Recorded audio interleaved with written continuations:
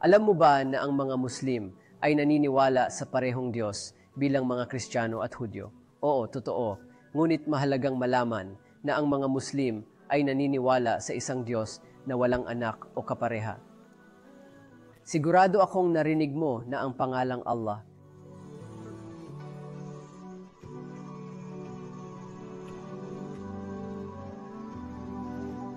Ito ay isang marilag na salitang Arabe na nangangahulugang Diyos. Kaya ang Diyos sa Islam ay iisa at iisa lamang at walang katulad sa Kanya. At lahat maliban sa Kanya ay kabilang sa Kanyang nilikha.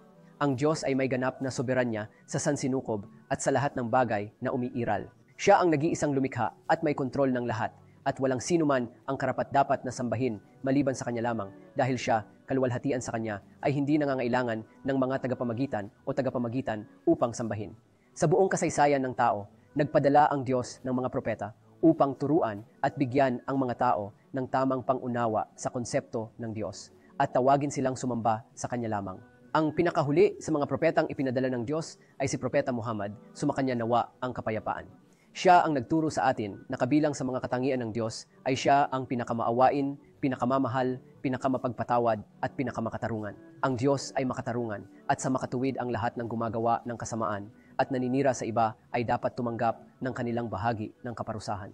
Kung paanong ang mabuti at banal ay dapat tumanggap ng biyaya at awa ng Diyos. Ang isa pa sa mga katangian ng Diyos na makapangyarihan sa lahat ay na Siya ay nasa itaas ng lahat ng bagay na umiiral.